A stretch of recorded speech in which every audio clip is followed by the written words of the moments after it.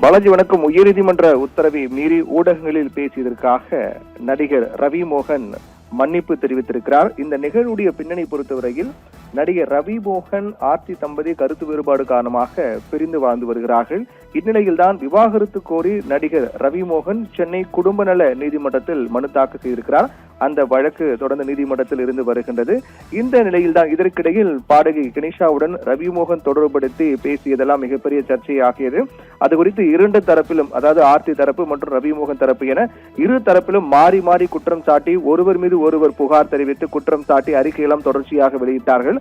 அப்போது நீதிமன்றம் சென்ற போது நீதிமன்றம் மிக முக்கியமான உத்தரவு ஒன்றை பிறப்பித்தது. கடந்த ஆண்டு மே மாதம் சென்னை உயர்நீதிமன்றம் இது தொடர்பாக இரண்டு தரப்பிலும் யாரும் கருத்துக்கள் தெரிவிக்க கூடாது, ஊடகங்களை சந்திக்க கூடாது, இது தொடர்பாக பொது வெளியில் பேசக்கூடாது, சோசியல் மீடியாவில் அதாவது இன்ஸ்டாகிராம், பேஸ்புக், யூடியூப் பக்கத்தில் வீடியோ வெளியிடுவது அல்லது ஒருவர் மீது ஒருவர் குற்றம் சாட்டி அறிக்கை வெளியிடுவது அல்லது பொதுவெளி இது தொடர்பாக பேசுவது போன்ற எந்த ஒரு செயலும் மேற்கொள்ளக்கூடாது என்று சென்னை உயர்நீதிமன்றம் கடந்த ஆண்டு மே மாதம் உத்தரவிட்டது. இந்நிலையில் அந்த உத்தரவு தற்போது இருக்கக்கூடிய நிலையில்தான் கடந்த சில நாட்களுக்கு முன்னதாக கனிஷா, நான் இந்த நிகழ்வு இந்த சம்பவத்தை விட்டு நான் விலகுகின்றேன், தொடர்ந்து எனக்கு மன அழுத்தம், தொடர்ந்து என் மீது வைக்கப்படக்கூடிய இது போன்ற தேவையற்ற விமர்சனங்கள் காரணமாக என்னால் இயல்பான வாழ்க்கை வாழ முடியவில்லை, தொடர்ந்து நான் மன அழுத்தத்தில் இருக்கின்றேன், இது காரணமாக நான் விலகுகின்றேன் என்று தெரிவித்திருந்தார்.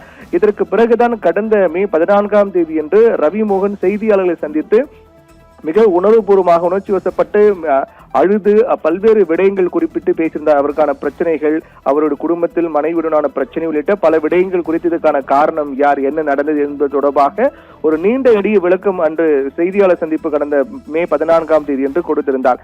இந்த நிலையில்தான் இதை எதிர்த்து ரவி மோகனுடைய மனைவி, சட்டப்பூர்வமாக தற்போது வரை அவர்தான் மனைவி, ரவி மோகனின் மனைவி ஆர்த்தி சென்னை உயர்நீதிமன்றத்தில் மனு தாக்கல் செய்திருந்தார். அதாவது நீதிமன்ற உத்தரவை மீறி ரவி மோகன் செய்தியாளர் சந்திப்பு நடத்தியிருக்கிறார். இதில் அபாண்டமான குற்றச்சாட்டை எல்லாம் சுமத்தி இருக்கிறார்.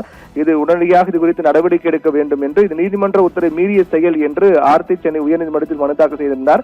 அந்த மனு மீதான விசாரணை இதற்கு முன்பாக வந்தபோது ரவி மோகன் தரப்பில் ஆஜரான வழக்கறிஞர் எங்கள் தரப்பு ரவி மோகன் மன்னிப்பு கேட்பதாகவும், நீதிமன்ற உத்தரவை மீறி இதுபோன்று ஊடகங்களில் செய்தியாளர் சந்திப்பு நடத்தியது குறித்து மன்னிப்பு கேட்பதாகவும், இந்த மன்னிப்பு கோரி பொது அறிவிப்பு வெளியிட தயார் என்று ரவி மோகன் தரப்பு தெரிவிக்கப்பட்டது.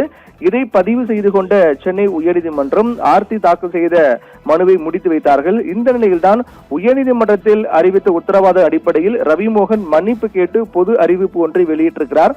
அதில் கடந்த 2025, அதாவது கடந்த ஆண்டு மே மாதம் நீதிமன்றம் வழங்கிய தீர்ப்பு, அதாவது ஒருவர் மீது ஒருவர் குற்றம் சாட்டி இந்த விவகாரத்தை குறித்து பொதுவெளியில் பேசக்கூடாது, ஊடகங்களை சந்திக்க கூடாது, இது பற்றி கருத்து தெரிவிக்கக்கூடாது என்ற உயர்நீதிமன்ற உத்தரவை மீறி தான் செயல்பட்டது என்பது, அதற்காக நான் மன்னிப்பு கேட்டுக் கொள்கிறேன் என்றும், இதனால் யாரு மன வருத்தம் அடைந்திருந்தாலோ பாதிக்கப்பட்டிருந்தாலோ அவர்கள் மனப்பூர்வமாக அவரிடம் நான் மன்னிப்பு கேட்டுக் கொள்கிறேன் என்று ரவி மோகன் அந்த பொது அறிவிப்பு, மன்னிப்பு கேட்டு பொது அறிவிப்பு ஒன்று வெளியிட்டிருக்கிறார். அந்த பொது அறிவிப்பு குறித்தான ஆவணம் நீதிமன்றத்தில் சமர்ப்பிக்கப்பட்டிருக்கிறது.